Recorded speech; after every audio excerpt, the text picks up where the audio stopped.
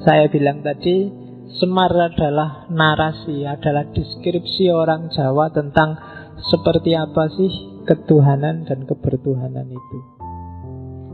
Kita awali dari namanya, Semar. Yes, sebenarnya kata-katanya jelas dari kata-kata samar. Nama aslinya kan Ismoyo, karena memang dia Maya. Bandingkan dengan Betara Guru.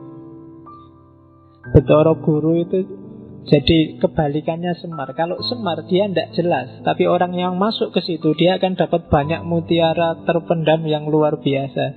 Di balik Semar ada banyak hikmah. Kebalikannya Betara Guru. Kalau Betara Guru saudaranya itu kan gelarnya Manik Moyo. Manik Moyo, manik itu mutiara.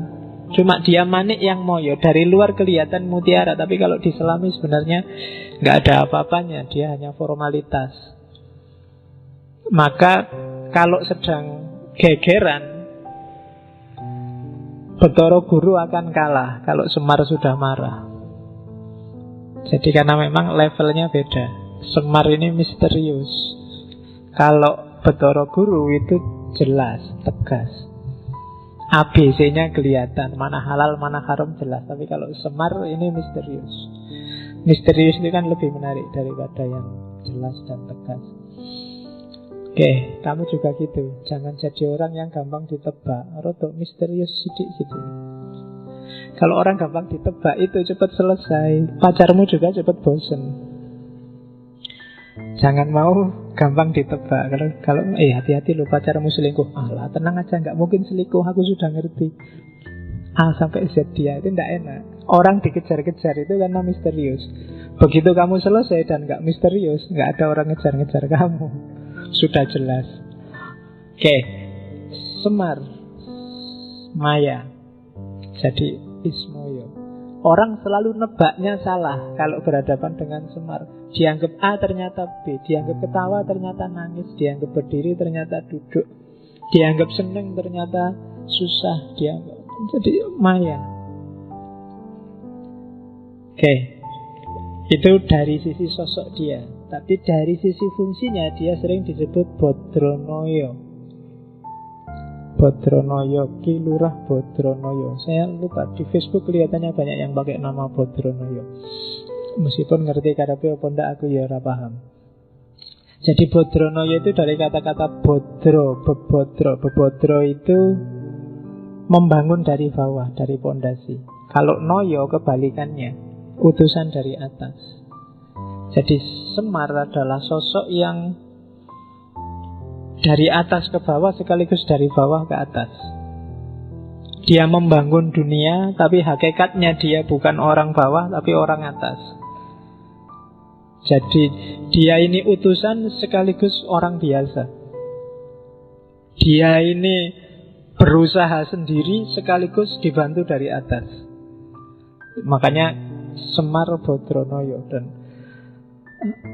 tidak mudah jadi semacam ini. Orang biasanya salah satu. Kalau kiai-kiai, para ulama, para wali itu biasanya noyo, nayoko. Dia dapat ilham, dapat wangsit dari atas terus jadi.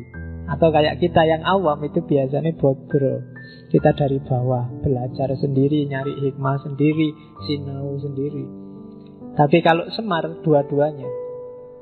Dalam banyak cerita bahkan Semar nantang kahyangan. Itu kan nantang yang atas. Namanya akan disebut Semar Gugat. Jadi Semar Gugat itu Semar tidak terima kalau ada skenario dari para pimpinan dalam tanda petik termasuk Betara Guru yang di kahyangan yang tidak adil. Kalau dia sudah merasa semacam itu, biasanya terus dia melakukan gugat. Kalau Semar sudah gugat, nggak ada yang berani ngelawan. Dan itu biasanya personifikasi terus sama orang-orang sering ditafsirkan kalau ada rakyat marah dan demo, itu versi Semar yang gugat, orang kecil yang marah. Tapi sebenarnya Semar nggak sekedar orang kecil. Dia orang kecil sekaligus orang besar. Dia dari bawah sekaligus dari atas. Itu filosofi namanya Semar. Dan sampai di level ini sebenarnya ini sudah kecanggihan ramuannya para wali.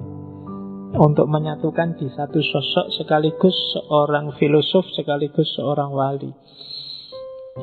Itu agak berat. Bodronoyo. Kalau dalam tradisi Persia kan ada beberapa filosof yang sekaligus wali.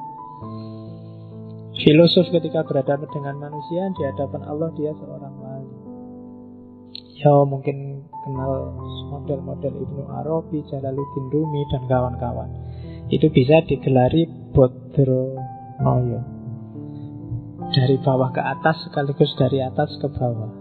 Dan itu seperti apa hakikatnya pasti misterius, susah ditebak, makanya digelari Semar. Di luar dua nama ini dia punya puluhan nama sesuai cerita masing-masing. Setiap cerita kadang-kadang ada namanya sendiri. Tapi yang utama ini Semar dan Bodronoyo. Oke, itu dari segi nama. Sekarang dari segi fisik. Harus pakai kacamata sekarang. Jadi coba cek gambar itu. Kalau narasinya Semar itu bukan laki-laki, bukan perempuan. Meskipun selama ini kesanmu selalu laki-laki ya, karena dunia ini agak patriarkal, seolah-olah Semar itu cowok. Sebenarnya dia tidak laki-laki, tidak perempuan. Terus tangan kanannya ke atas, tangan kirinya ke belakang. Jadi kalau jalan mungkin ada yang sering nonton wayang wong apa dulu Ria Jenaka, selalu tangan ini ke atas terus satu tangan ke bawah. Kamu bisa bandingkan dengan tarian Whirling Derwishnya Rumi. Itu kan juga satu tangan ngadep ke atas, satu tangan turun ke bawah. Itu simbolisme bahwa kita tunggu anugerah dari atas, tapi kalau sudah dapat, pada saatnya harus kamu bagi ke bawah. Jangan egois. Ilmumu, pengetahuanmu, kemampuanmu, bakatmu, kapasitasmu, itu semua kan pemberian dari atas. Cuma jangan berhenti kamu nadong ke atas. Pada saatnya kamu harus ngasih ke bawah. Dan itu simbolisme Semar versi Poro Wali. Terus yang ketiga, dia anak-anak sekaligus tua. Wajahnya sangat tua, tapi dia punya kuncung sehingga kesannya kayak anak-anak. Kalau kalian kan wajahnya tua, tapi aslinya kan